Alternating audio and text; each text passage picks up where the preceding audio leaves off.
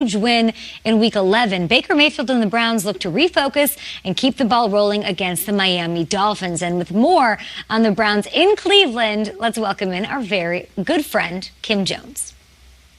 Good morning, Kay. The Cleveland Browns have won 2 games in a row, and head coach Freddie Kitchen said Wednesday a big reason for that, the players around Baker Mayfield are playing better. Well, Baker Mayfield holds himself to a pretty high standard. He wasn't necessarily buying that. When it comes to taking responsibility, Baker was using the thumb, not the pointer finger. It starts with not turning the ball over. Knock on wood with that, but just taking care of the ball, putting our guys in the best position to win, getting the ball out quicker, extending plays when we have to, but ultimately just doing my job, being a distributor, getting the ball in their hands, letting them make the plays. And so, you know what, we're all doing our job better because we're more focused on doing the little details right, and that starts with me. Baker has made great improvements this season. In the first 7 games, he threw 12 interceptions. In the last 3 games, he threw none. As far as the overall feel here, knowing that they won't have Myles Garrett on Sunday, I get the feeling Browns players know that each of them has to play just a little bit better.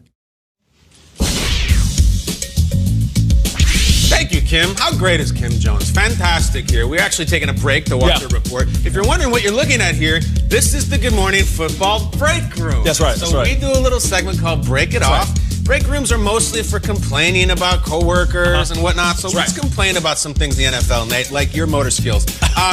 Cleveland, we just heard about them. They're alive. They got plus a little one. All right. My question to you as we sit here and throw popcorn in our mouth. What team that is hashtag in the hunt? Yeah. They're in the hunt. What team could do some damage if they get in? Who you got? I'm going with the Raiders. When you look at them defensively, the last couple games, 10 sacks, 5 takeaways, so they're coming along. Yes. All those pieces that they put together, even with the losses, they lost 5 starters this year, still starting to figure it out defensively. But more importantly, though, on the offensive side of the ball, Derek Carr rejuvenated, playing unbelievable this year.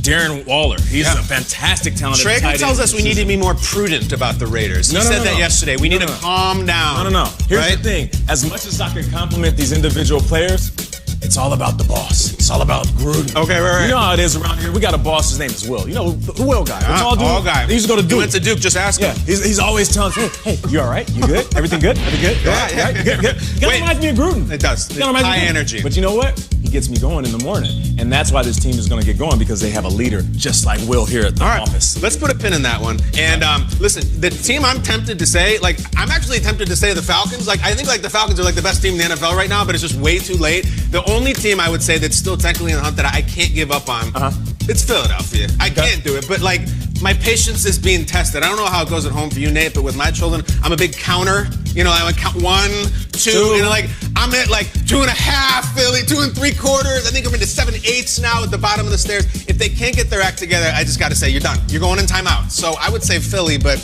it's time. I know your son Calvin be punking you at home. All day.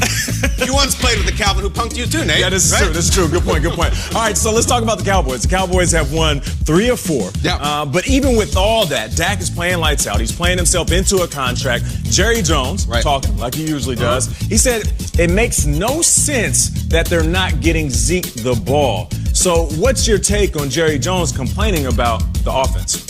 Jerry Jones is not about sense. He's about dollars. Oh. Okay? Let's be honest. You remember here at the Good Morning Football Studios where they said they've installed that 6-figure relaxation room, and they're the employees are going to love that. Yeah. And instead the employees just went with a little basketball hoop on the wastebasket. There's 99 cents. And the bosses are like, I paid good money for this relaxation room. Use it. That's what I feel like Jerry's saying right now. He's like, remember when he was in Cabo, and I didn't want to, but I wrote the biggest check of all time, and the Dak's out here playing for yogurt money? Can we use Zeke as our biggest business asset? And yet, I feel like Jerry is wrong. Dak's hand is so hot right now. So hot. I don't want to take the ball out of his hand, so I think he's wrong. I hear you on that. And here's the thing. He's talking about it doesn't make sense. It doesn't make sense. You know what else doesn't make sense? Having a fax machine. Did you go to the conference room? That's fax. Why do we have a fax machine? What, I don't know. A smoke signal or a carrier pigeon? What's going on? And you know what else is fax? Yes. If you don't pay Dak Prescott in the way that he's playing, you're going to have to break the bank even more than you ever have. Here's the thing. Yes. If it ain't broke, don't fix it. Right now, the offense is rolling. I will say this, though. What do you got? The Cowboys are 20-4 when Zeke rushes for 100-plus yards or more. So up against these Patriots, they're going to have to run that rock, just like Mark Ingram and the Ravens did if they expect to beat the Pats. We have arrived at Fax Prescott. That's the guy, right? Nice. Fax, and you put it in one of those little tubes that sucks it up and brings it into another office. That is Break It Off. You see, we have very hardworking people here eating cantaloupe and playing solitaire. Nate, very talented guy. We are done here, and I think we're going to go back to the studio, Nate, or should we just sit here and keep eating popcorn? I have no idea. Or we can keep talking about football. Or maybe we could. I don't know. Well, you know what? Actually, we should invite a guest. We got. Is it Peter? It's not a guest. No. We got somebody as tall as Peter. Montel Jordan is here! Yeah, break some. Hey!